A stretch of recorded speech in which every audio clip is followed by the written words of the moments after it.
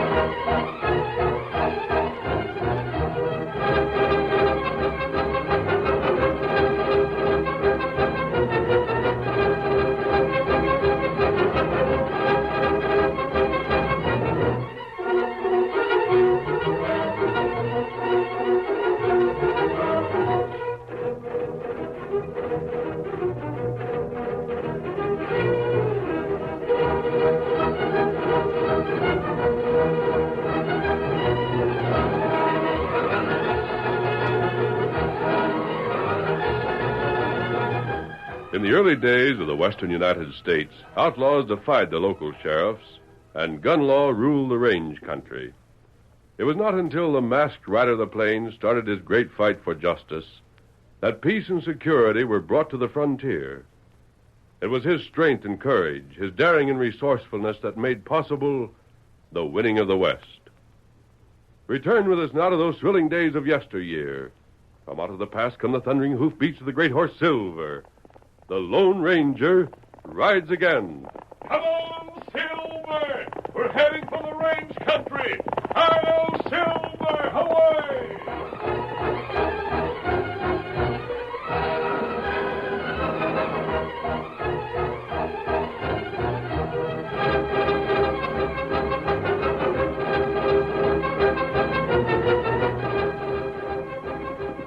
One evening, the Lone Ranger and Tonto reined up in front of a small one-room cabin.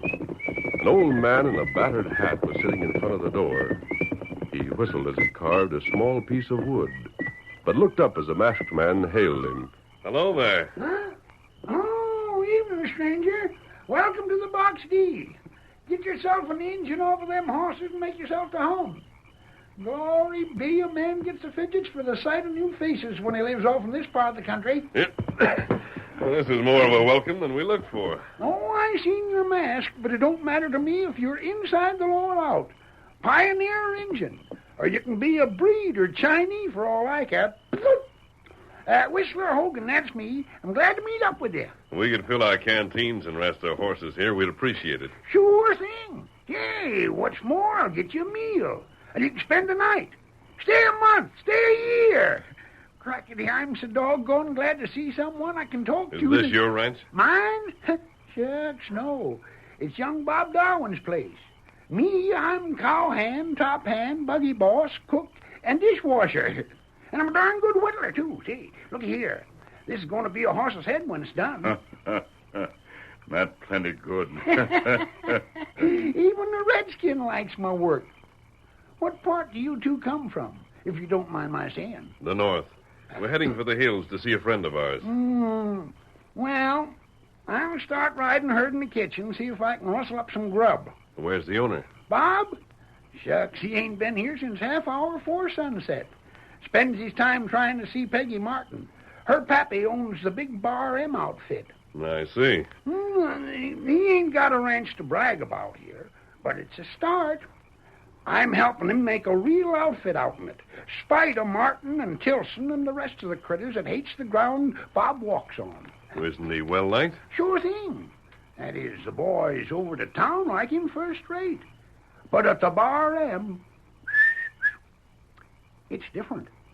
What matter, Bar M? Well, it's this way, Injun. Peggy, she's the daughter of old man Martin. She sort of likes Bob. You can't blame her none, 'cause he's A number one. Her liking Bob riles her pappy, and it gets under the hide of Mark Tilson, too. Who's Tilson? Bar M top hand. Martin's foreman. I see. Tilson would sort of like to marry Miss Peggy's own self. That's why he makes it tough for Bob to get to see the girl. Cracky I laugh fit to split my sides sometimes when Bob comes home. Laugh? Well, yes. Bob will either be so doggone happy that he's ready to raise the roof with singing, or he's so down in the mouth we don't do nothing but growl. It all depends on how Miss Peggy treats him. Sometimes he can't even get to see her. That's the time he sure is burning mad. If we can have some water. Oh, sure. I near forgot. Come on, I'll show you where it is.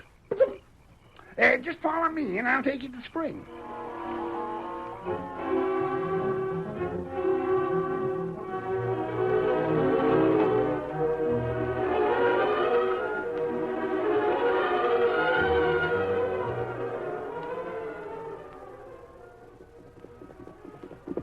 Hold on there, Darwin. Whoa, boy, steady there. Where do you think you're heading?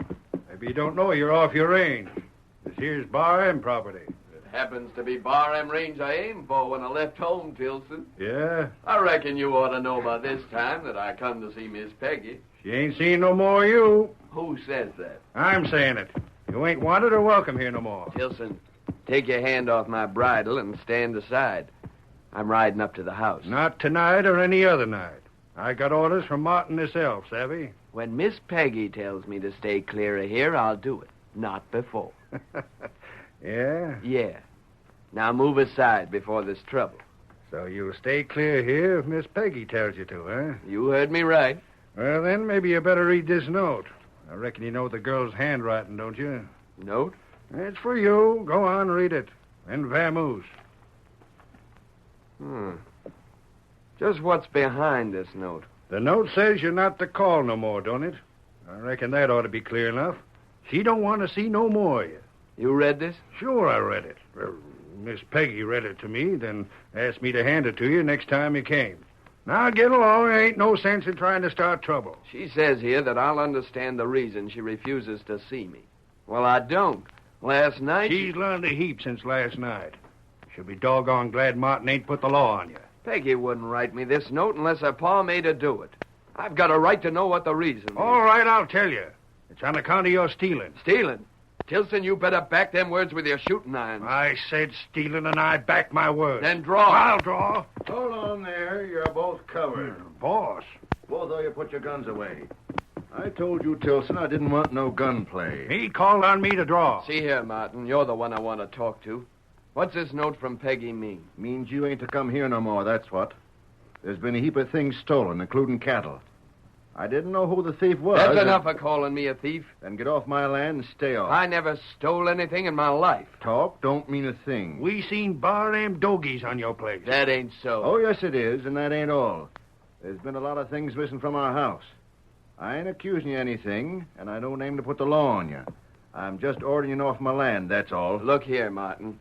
You never had much use for me, but there's not a man alive can call me a thief. Want some help, boss? I reckon not, boys. We can handle them. Looks like you told the whole outfit here that I'm a thief. Can we ride him out on a rail, boss? He'll leave of his own accord. Won't you, Darwin? Nothing else I can do with a half a dozen of you lined up there. But I'll be coming back, Martin. I'm coming back and make you eat them words you called me. Come on, boy.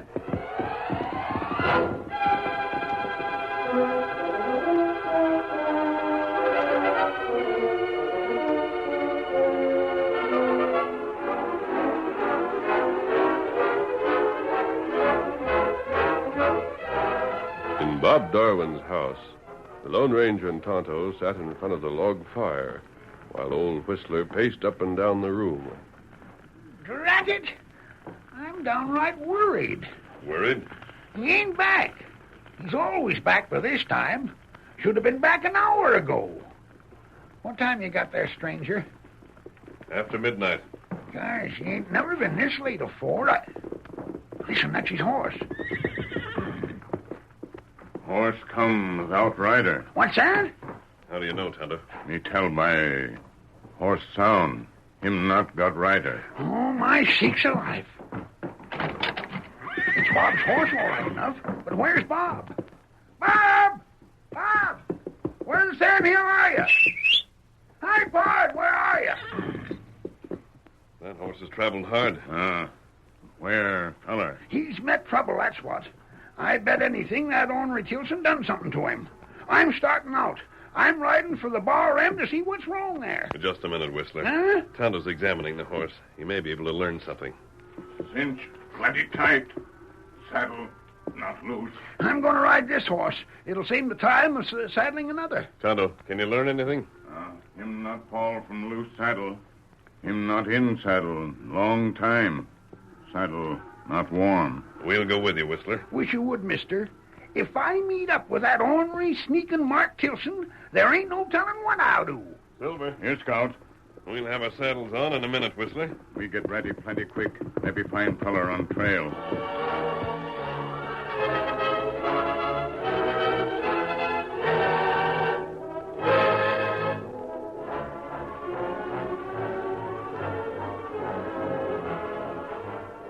Peggy Martin and her father were alone in the living room of the ranch house. The girl, her eyes red from crying, sat near a window and looked out across the darkened plains. Her father touched her shoulder and... Peggy, ain't it time you went to bed? I can't sleep, Pa. I keep thinking about Bob. No use thinking about good-for-nothing crook. I won't think of him as a crook. It can't be. Oh, Pa, why won't you let me talk to him and ask him? No. I can tell if he's telling me the truth or not. I won't have you speak to him again. Never. Even if he was a thief, he wouldn't take the things from the house that you say he did. They don't amount to much. We always miss something after he's been here, don't we? Yes, but... That settles it then. When Tilson pointed out my dogies on the Box D range today, that was enough for me. Don't it occur to you that maybe someone put them there just to frame Bob? Who'd have anything to gain by framing him like that? There's one man that might. Who? Mark Tilson, that's who. He's so conceited he thinks that I might care for him if it wasn't for Bob. He knows better than that. I wouldn't tolerate him trying to make love to you. If you'd only let me speak to Bob instead of making me write that note. Oh, Pa, that was an awful thing to do to him. It's done now. Don't you suppose if he was going to steal from you, he'd have taken something worthwhile? He'd have taken the payroll cash from the desk there, wouldn't he? Maybe he didn't know about it. Of course he did. He's been there when you counted it out. Maybe the Chinese cook stole the things from the house. That wouldn't cover the stolen cattle. Well, anyhow, Don't move, Martin. What, Bob! Stand right where you are. You're both covered. Bob, it can't be you. So you finally turned real stick-up man. Bandana across your face and everything, eh, Darwin? Quiet, Martin. I'll take that cash that's in that desk. Get it up. Why, Never you- mind talking. You don't mean it, Bob. You ain't a real thief. Get that cash and hurry. I'll get it. And if this convinces Peggy that you're the dirty, no-account thieving polecat I said you was, it'll be worth the money you take from me. Don't do it, Bob. Please don't. You can't get away with it. I know who you are in spite of that bandana you're wearing. Please, Peggy, don't try to talk me out of... Hurry, Martin. That cash. I'm getting it. You can't go back to your ranch now, Bob. Paul'll have the law on you in no time. You won't get far with this money, Darwin. This whole county won't be big enough for you to hide in. I'll take my chances. Bob, change your mind before it's too late. Put up the gun and Paul let you leave without going after you. Won't you, Paul? I will not. Take the cash or leave it, Darwin. You'll pay for coming here like this. I'll take it. Thanks. Oh, Bob, I still can't believe my eyes. You, of all people, a thief. Forget about me, Peggy. I guess you just made a mistake. Don't move for your gun, Martin. I'll be after you. Don't think you're getting away with this. Oh, Paul, you were right. You were right about him. Peggy, I hated to do this. Believe that, will you? I'm convinced of what you are now. I don't suppose I'll ever have a chance to explain. Explain? You can never explain this. Never. The curtain falls on the first act of our Lone Ranger drama. Before the next exciting scenes, please permit us to pause for just a few moments.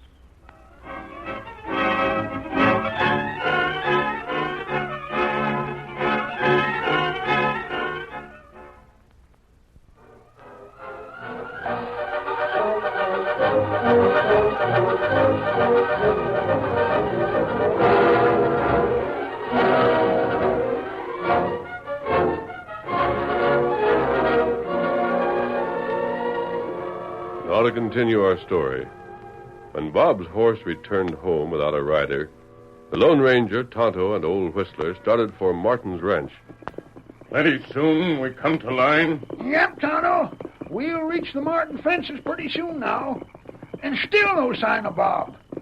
Gosh, I sure wish I knowed what happened to him. There's a horseman near the fence. Yeah, one of the Bar M riders. Stand where you are. Better stop, mister. Whoa there. I told you to stop. Don't come no closer. Don't try to use your gun. If you don't stop, I'll drill you. I want to talk to you. All right. You're stopped. And you're again the fence. Now, what do you... Masked. Where's Bob Darwin? How would I know where he's at? He came to this ranch. He come here and he left. He was drove off by the boss himself. You haven't seen him? I ain't. And who are you, and why do you wear that mask? Have you been riding line all evening? Yeah? Watching for anyone that might have come this way? Yeah, what about it? Haven't been riding fast or hard, have you? What for? Ain't no need to do that, is there? Now, see here, you better get or I'll call the other men. Me want tell you something. Wait, Hunter. Got a redskin with you? It is? And I'm here too, Bart Stevens. Oh, so it's you, eh, Whistler? Yeah, it's me. And if you know anything about Bob Darwin, you better tell me. Ain't seen him. What's going on there? Boss, here's Whistler and some friends of his. We come here hunting my pal, Bob Darwin. Where's he at, Tilson? Darwin, eh? Well, I don't figure you'll see him for a good long time. He's lit out, the dirty thief. What's that? You can't talk that way about Bob. I'll talk like I please about him. He come here and was told by Miss Peggy and her pa to get off the ranch and stay off. He's an ornery thief. You'll eat them words. Looks like you and his other pards are the same breed. A masked man and an Injun. Drat it all, stranger. Why'd you resent them words? Not just yet, Whistler. Bob ain't no more a thief than Miss Peggy Martin is. Oh? Well, ask Miss Peggy herself as to that. When he seen he couldn't get in the house, he snuck up in the dark and stuck a gun on Martin and swiped his payroll cash. What's that? What's that you're trying to tell me? You heard what I said. Did Bob Darwin do that, Mr. Tilson? It's a doggone lie. There ain't a word of truth in it. Oh? Well, Miss Peggy and her pa seen him. Had his face covered with a bandana, but she knowed him right away. He admitted who he was. It ain't so. He wouldn't have done that without his horse. And his horse is this here critter I'm straddling right now. It come back to the ranch alone. Something's happened to Bob Darwin. I've told you the truth, and you better take it and get. None of your brains wanted around here. You can't. How'd he get away without his horse? I crave to know that, too. How'd he get away? Stole the horse, likely. That's what he done. Stole Miss Peggy's favorite mare and vamoose. Would he leave his own property to do that? That place of his ain't much to leave. He got more than enough cash to make it worthwhile. Is that true, Whistler? Nothing that coyote says is true. Bob ain't that kind. Listen to the whistling old galoot. You know doggone well the box D-Land's mortgage to the hilt. Come on, Whistler. I ain't leaving here till I get to talk to Martin. You ain't getting past this fence. Come, we're leaving. Drat it, can't you stick with me? Come. Oh. That's good judgment on your part, stranger. Take the redskin with you. And if you happen to see Bob Darwin, tell him the law's got a rope waiting to stretch his neck. Horse stealing and top taking the payroll cash is a double invitation to a necktie party. We go now. Yes. Drat it all. Come, son it anyhow. I can't believe this. Come on. Stop leading my horse. I'll follow you. Very well. I got plenty to tell you about what I think of men that ain't got the nerve to get to the bottom of things. Meaning? Meaning you. Drat it. I thought by the way you talked you was the kind of a man that'd stand by me. Whistler, there's a quicker way of getting at the truth. If a man lies in one detail, he'll lie in others, won't he? Huh? What was the name of the lion rider? You called him Bart. Bart Stevens. Ornery coyote. The foreman's name Tilson? Yeah. Very well. We'll ride to that arroyo we passed on the way here and wait. Wait for what? From there, we can watch the Bar M. Any riders there will be easily seen in the moonlight. Yeah, but then... Maybe you see what Tonto see. Perhaps I did, Kimosabe. He won't tell you for. You stop, Tonto. I didn't want you to mention the one thing that might explain everything. Here's the arroyo. Oh, boy. Here we are. Now what do? Look here, stranger. You're a queer-acting fella. I can't figure out if you're with me and Bob or agin us. No? I can't believe anything wrong about Bob Darwin. I know darn well there's something mighty funny about this business of his stealing. I'm sure there is, Whistler. Then why ain't You and Tonto stay here. Tonto, if you see anyone riding away from the ranch over there, follow them. Tonto follow him. Leave a trail from here so I can find you easily. Let me do it. What's this mean? Whistler, Will you go where Tonto leads? Where are you going? I'm going to find a way to reach the ranch house without being seen. Look. There. Tilson right way now. Yes. Toward the bunkhouse. Hey, there's the other coyote riding away the other direction. Bart Stevens. Cracky. Now you can get through the fence right up where we was. Wait for me, Tonto, when you finish following the man. Which man? Tonto no. Me leave trail for you. Then wait there. And don't let yourself be seen. Come on, Silver.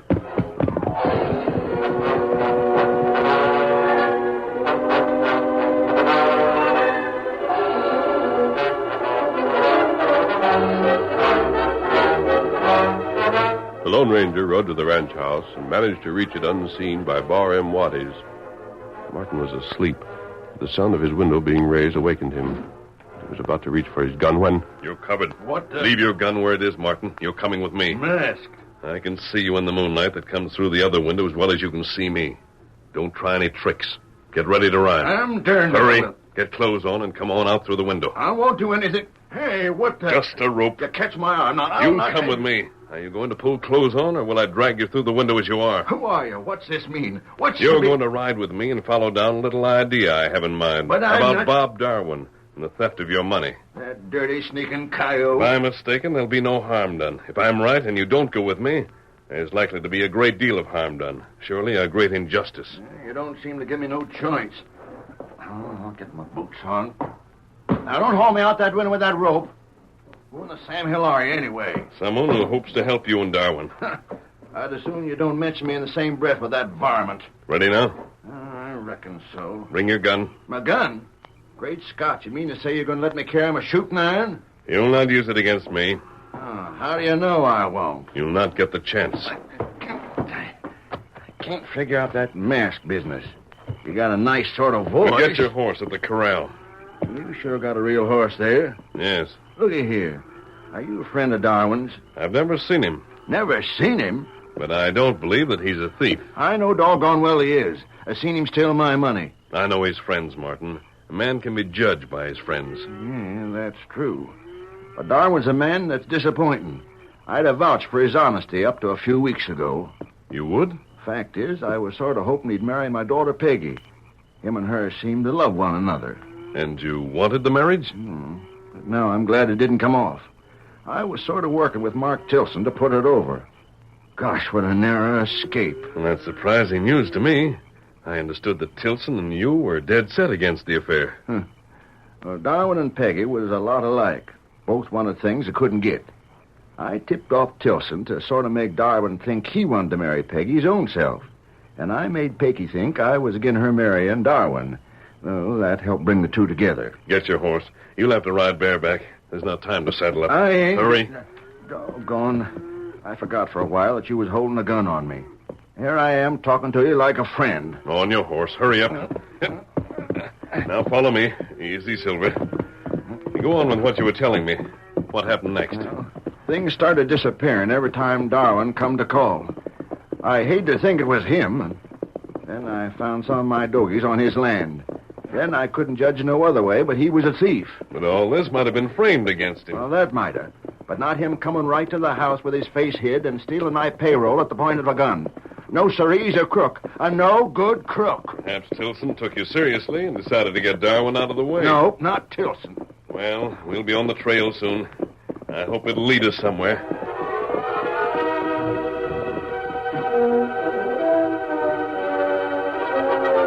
The masked man and Martin rode to the arroyo and picked up the clearly marked trail left by Tonto and old Whistler. Meanwhile, behind the cover of a great boulder, Bart Stevens stood over Bob Darwin. The young rancher lay on the ground, roped hand and foot. If that fool partner of yours comes here, Darwin, he'll get the same as you. You dirty coyote. Yeah? Go on, call me names. Bob! What? Sakes alive, Bob! Ice your hands. Whistler. I trailed your horse, Bob. Who's this coyote that's got a gun on me? Bart Stevens of the Bar M. I'll take your shooting iron, Whistler. Glad you come. Now I'll make it look like both you and Darwin lit out with the cash that was stole. Cash stolen? Whistler, I wish you hadn't come. This fella should have killed you. What's all this mean? He held a gun on me when I was riding away from the Martins. Oh, gosh, Whistler, how I've been framed. This rat stole from the Martins, and Done it every time I come to call. And tonight he corralled me. I know there was something of the sort when your horse come back without you. Don't make no fast moves, Whistler. I'll rope you up like your pod's roped. Then I can finish you off when I get around to it. What did he do when he corralled you, Bob? Forced me to steal from Martin. Give me an unloaded gun and made me steal. He was right outside the window with his own gun leveled on Peggy. I had to go through with it or she'd have been shot and the blame would have fallen on you. He's seen to that. Why, you dirty no-counter on my polecat? I like to hear you get riled up. Yeah.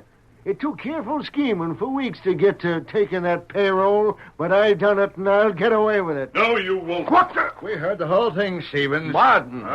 We send Whistler to you. Yeah, you doggone fool, Stevens. I come here to get you to talk, and you done it. You won't get me alive, I'll show you.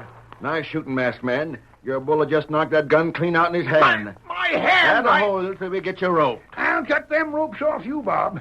Here's my knife. Whistler, you fetch these folks. Who's the masked man? Wait till you hear about it.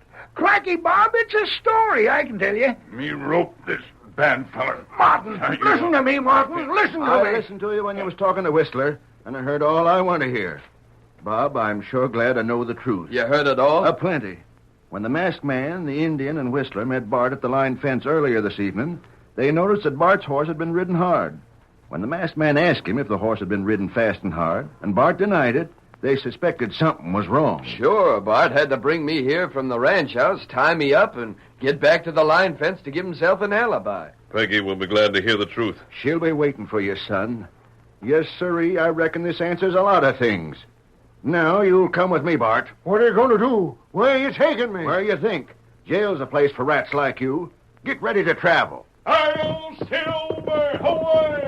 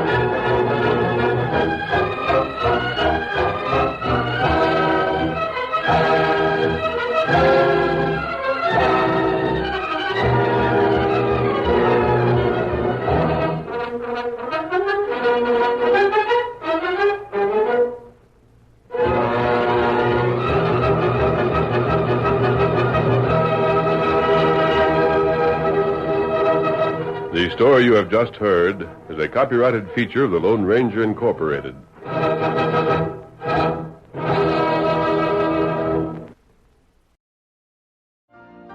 You've been listening to the OTR Gold Network. Find more classic radio at otrgold.com.